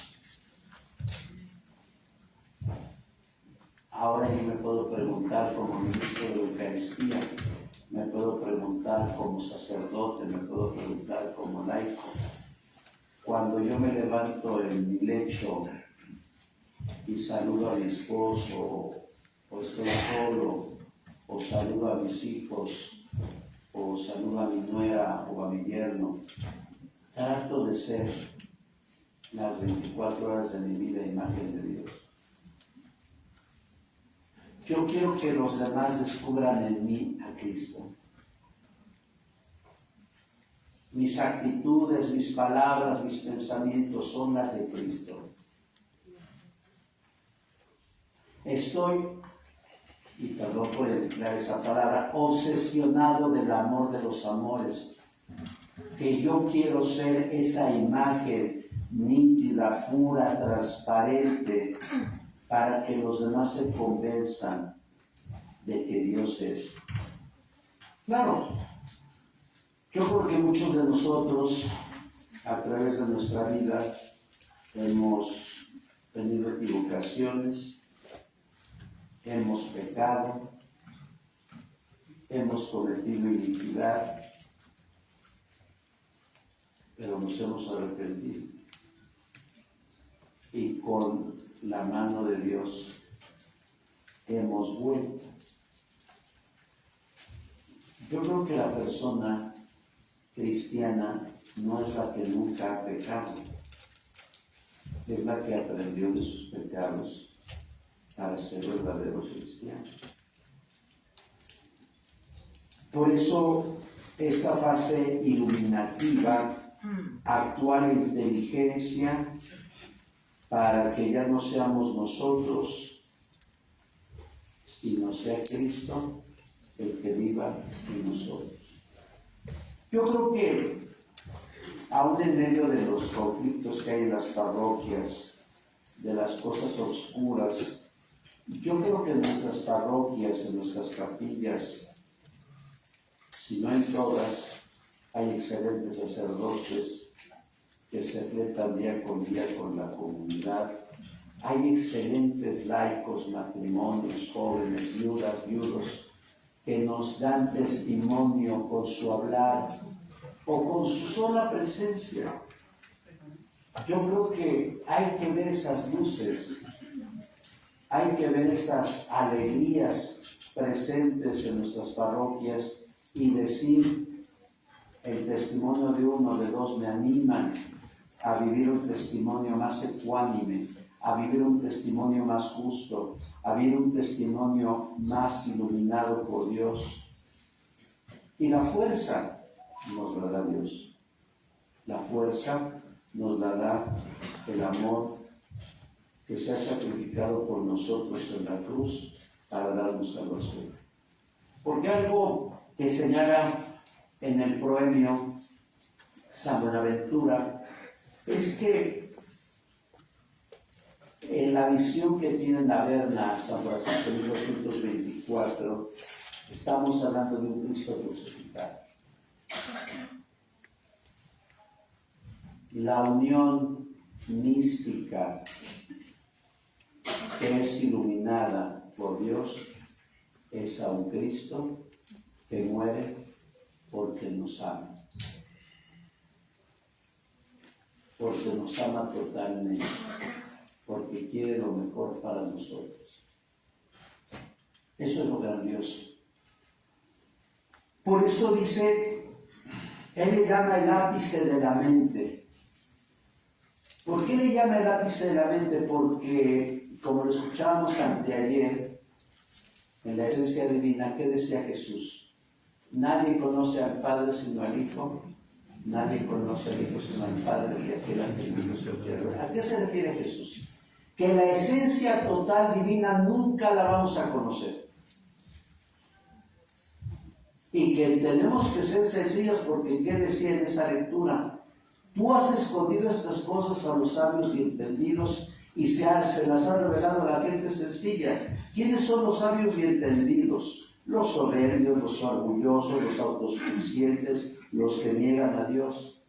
¿Quiénes son los sencillos? Pues los que decimos, Dios, tú estás presente. Pero son pocas las almas que llegan al ápice de la mente, como Francisco de Asís, como San Pío de Pietrelcina. ¿Quién pudiera imaginar a una Teresa de Ávila que estudió con clases particulares en su casa, y leer la obra de Teresa es una verdadera mujer que tenía un encuentro divino con el Señor? ¿Y qué doctor puede entender cómo su corazón estaba herido a través de la transfiguración? Ahí podemos entender que el Hijo se lo revela a quien Él quiere. ¿Qué es el ápice de la mente? Lo que ya no podemos entender. ¿Cómo podemos entender una persona que esté ante el Santísimo 2 horas o 3 y que sea una persona recta y buena? ¿Cómo podemos entender a la mamá, a la abuela que no estudió mucho, pero que puede perdonar con facilidad a sus hijos? Si nosotros tenemos rencores de años, si nosotros tenemos odios de años, porque esa persona ha llegado a una relación tan profunda con Dios que su persona ha sido cambiada por Dios. Yo creo que muchos de nosotros conocemos a ese tipo de seres humanos que siempre sonríen aunque tengan problemas, que siempre están alegres aunque no tengan trabajo, que siempre sean optimistas aunque sus hijos no le dicen. Mi respeto es de esas personas. Pero por eso Buenaventura les dice, es el ápice de la mente, y aún él dice que cruzando el ápice de la mente viene un séptimo grado, que ya no le llama el grado, él le llama las tinieblas luminosas. Yo creo que San Juan de la Cruz, leyendo a San Buenaventura, le llamará la noche oscura del alma. ¿Por qué las tinieblas luminosas? Porque nuestra mente, unido a Dios, se eclipsa, se vuelve tinieblas para ser iluminadas por el mismo Dios. Hay un filósofo que ustedes conocen, sus datos de cultura filosófica, se llama Wittgenstein, y él decía, ante el misterio de Dios, simplemente hay que guardar silencio. Y dichosos los ministros y ministras que pueden llegar a este grado iluminativo de contemplación del misterio divino. Dichosos los laicos, porque como apuntaba San Buenaventura en París, él estudió con las sentencias de Pedro Lombardo y él llegó a decir en la Universidad de París algo que causó estupor entre sus alumnos. ¿Acaso una anciana analfabeta puede tener mayor fe que un doctor en teología? ¿Qué dice así? Y yo creo que el ejemplo lo tenemos en nuestros ancestros, en nuestros padres, en nuestros abuelos, que llueva, trueno, relampaguee, iban a misa los domingos, iban todos los días, eran personas de una fe integral. Nosotros, es que hemos estudiado alguna licencia, tenemos una cedulita de maestría, de doctorado, pero ¿de qué nos sirve? Por eso él habla de tinieblas luminosas. Después de pasar por estas tres etapas, la sensible, la espiritual y la iluminativa, y por estos 6 grados, sentido, imaginación, razón, entendimiento, inteligencia y el ápice de la mente, llegamos a las tinieblas luminosas. Nuestra mente se eclipsa ante la grandeza de lo divino y lo divino nos ilumina en nuestro caminar. Para que al final, ojalá que algún día lo digamos, Gálatas 2, 19 al 20, ya no soy yo quien vive, es Cristo el que vive en mí. Yo creo que debemos aspirar a eso como laicos, como jóvenes, como solteros, como viudos, como casados. Y hay que hacerlo con palabras, con gestos, con pensamientos, con acciones. Y si algún día nos equivocamos, como cualquier ser mortal, pedimos perdón, recurrimos a la confesión y nos volvemos a levantar. Porque decía el Papa Francisco, Dios no se cansa de perdonarnos. Nosotros nos cansamos de pedir perdón. Por eso, una de las técnicas del demonio, como lo dirá San Ignacio de Loyola, es el demonio. ¿Por qué Jesús define al demonio como al gran acusador? Porque cuando cometemos una falta, el demonio nos dice y nos acusa: tu falta no la va a perdonar Dios. Y ahí tenemos el ejemplo en la Escritura. Judas Iscariote, aunque devolvió las monedas, dudó de que Jesús lo iba a perdonar. Y San Pedro, que se jactaba en la cena pascual, bueno, en la cena anterior a la muerte de Jesús: moriremos contigo. ¿Qué le dirá Jesús? Hoy me negarás 3 veces. Pedro confió en el perdón de Dios, sí, porque Jesús amaba a Pedro. Imagínense ustedes, decía Ireneo de León en la de sus herejes, que bastaba que Cristo hubiera derramado una sola gota de sangre para perdonar los pecados de la humanidad. ¿Cómo podemos dudar que Dios no nos perdone si en razón de nuestro extravío, de nuestra ignorancia, de nuestros pecados, de nuestra necedad, nos entregó a su propio Hijo? ¿Cómo podemos dudar de que Dios no nos ama, aunque haya muerto un ser querido, el hijo, la madre, el esposo, la hija? Claro que nos ama, pero son las tretas del tentador que nos quiere hacer caer en la desesperanza. Y la desesperanza es no unir nuestra fe a la esperanza cristiana.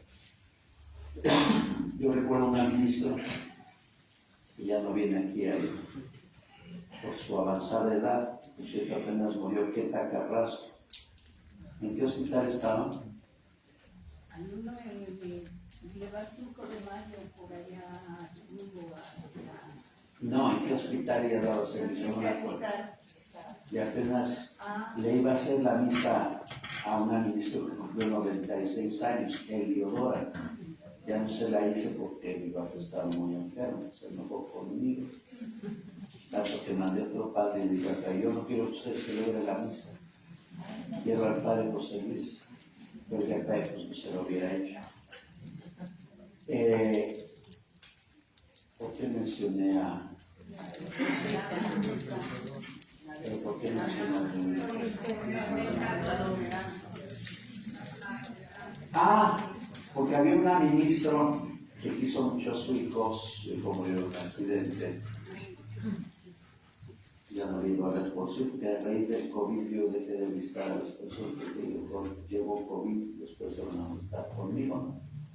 Y me decía: Padre, la oración que digo después de la oración ante Dios es decirle a mi hijo: un día menos para ver. ¿Por qué? Porque los que tenemos fe y esperanza consideramos que después de la muerte nos vamos a encontrar con Dios. Pero yo creo que contemplando al amor de los amores, ya no vamos a pensar en nuestros amores terrenos. Por eso a veces con burla y a veces la gente se enoja conmigo cuando es el Día de Muertos. Hay personas que por el caminito amarillo de San Paso.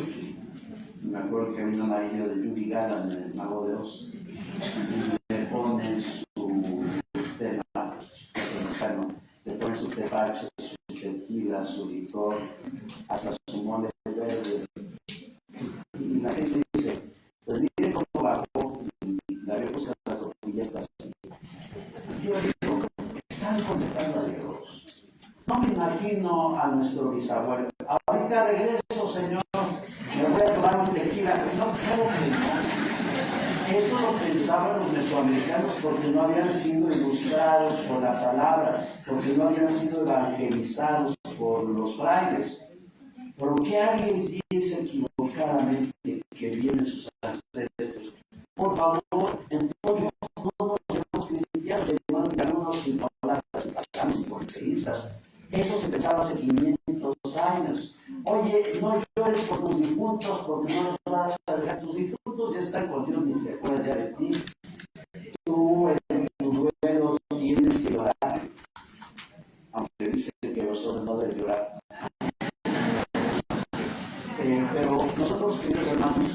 tenemos que llegar a este punto. Las tinieblas luminosas, o como decía Wittgenstein, ante el misterio de Dios, tú y yo tenemos que guardarnos silencio. Porque hay cosas que no podemos comprender. Y si algún día Dios nos llama a la meditación o a la oración, serían las tinieblas luminosas. Ojalá, hermanos, que podamos aprender un poco de esa lectura. Yo les recomiendo que el escribir este libro, insisto, es difícil de leer, hoy trato de explicar un poco sencillamente, pero como ofertó el padre de la Raña en su libro El Encuentro, que sintetizó el método de oración de Fray Pedro de las Cartas, de San Juan de la Cruz, de Ignacio de Loyola y de Teresa de Ávila. Hay que entender el método de oración, porque algo que se notaba en la primera fase es orar. Y la palabra orar significa hablar. Tenemos que ser hombres y mujeres de oración. Platicar con Dios, hablar con Dios, o tal vez quedarnos en silencio, porque Dios sabe todo. Dios sabe de nuestras alegrías, de nuestras penas, de lo que sufre de nuestro corazón. Él no está con nosotros, Él no está en la lontananza, no está en la lejanía, como Dios es de Olimpo, no. Dios está en nosotros, cura nuestro bien, pero Él nos pide amorosamente que platiquemos con Él y que verdaderamente demos un testimonio creíble como ministros extraordinarios de la Sagrada Comunión. Nada de envidias, de enojos, de rencores, de reproches. Eso daña a nuestra iglesia. Ustedes tienen que ser portadores del amor del Señor. Ustedes, al igual que un servidor, tienen que ser imagen de Dios. Si queremos que el ministro extraordinario del hospital, en la parroquia y en la casa sea verdadero, demos testimonio de él. A partir de la oración, de la fe, la esperanza y la caridad, de los sacramentos, de la Sagrada Escritura, y ya Dios hará su parte en nosotros. Que María Santísima, Estrella de la Mañana, nos tome de la mano y nos conduzca siempre al misterio del Padre de Cristo, nuestra paz.